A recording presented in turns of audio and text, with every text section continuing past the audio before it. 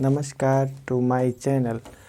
आज हम लोग बात करने वाले हैं प्रदूषण के बारे में। प्रदूषण क्या है? प्रदूषण की परिभाषा क्या होती है? मृदा, जल और वायु में कुछ भौतिक, रासायनिक व जैविक परिवर्तन के हानिकारक प्रभाव को प्रदूषण कहते हैं।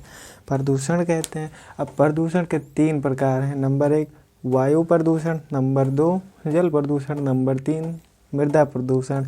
और भी कई प्रदूषण है जिनको हम नेक्स्ट वीडियो में समझेंगे। पहले इन तीनों के बारे में हम समझेंगे। वायु प्रदूषण का कारण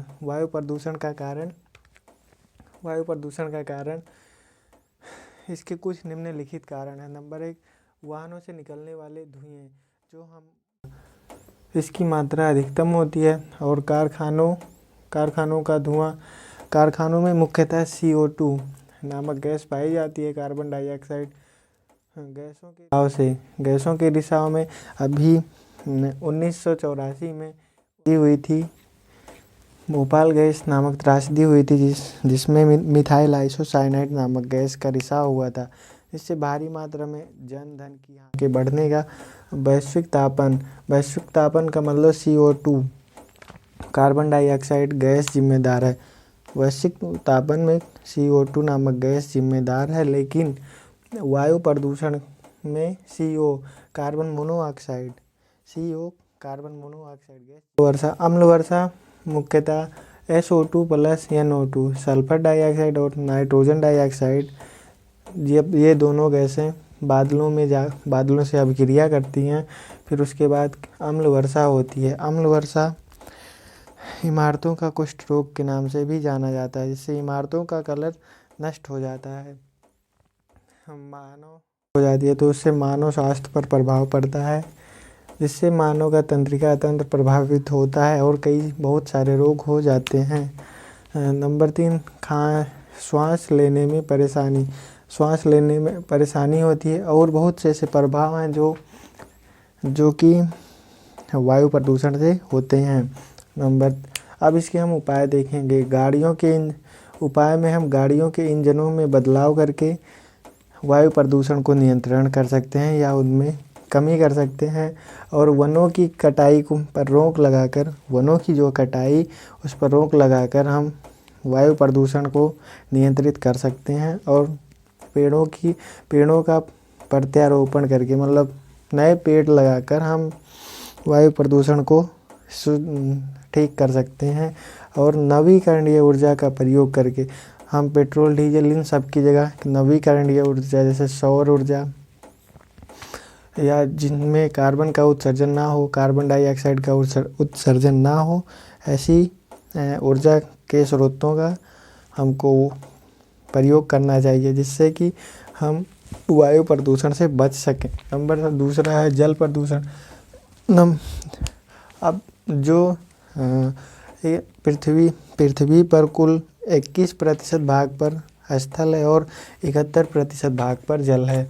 अब 71% भाग में पूरा जल 2 रूपों में पाया जाता है। नंबर 1 भूमिगत जल, नंबर 2 स्थलीय जल जो कि नदियों, समुद्रों और तालाबों के रूप में पाया जाता है। लेकिन भूमिगत जल भूमि के अंदर पाया जाता है, जो कि पीने योग्य होता है। स्थलीय जल पीने योग्य नहीं होता।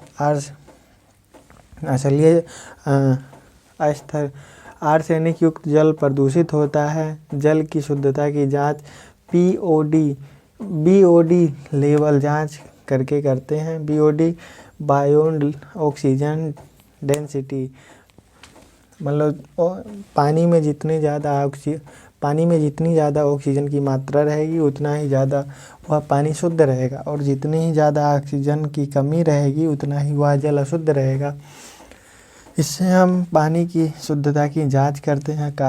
अब इसके कारण क्या क्या हैं? गंगा किनारे कानपुर एक औद्योगिक शहर है, जो कि उत्तर प्रदेश में है। कानपुर में बहुत सारे उद्योग धंधे हैं, जिसमें से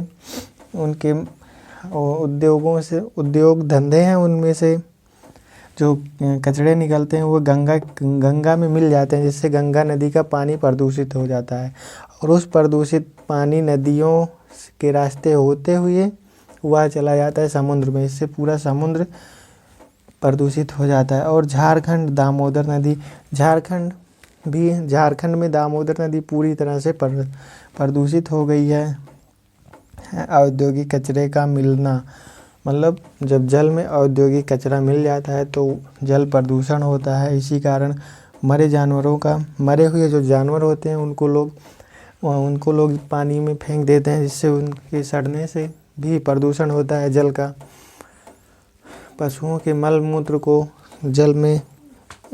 मल मूत्र जो होते हैं उनको जल में मिल जाने से भी प्रदूषण होता है, जल प्रदूषण। अब इनके प्रभाव क्या होते हैं? संबंधित रोग जैसे हैजा, पीलिया, अन्य बहुत सारे रोग हो सकते हैं। समुद्री जीवों पर भी प्रभाव पड़ेगा जो जल में रहते हैं, क्योंकि जो समुद्र का पानी है वो प्रदूषित हो गया है, तो जीवों पर, उनके प्रजनन पर और आदि बहुत सारे रोग हो जाते हैं। इससे उन पर भी प्रभाव पड़ रहा है।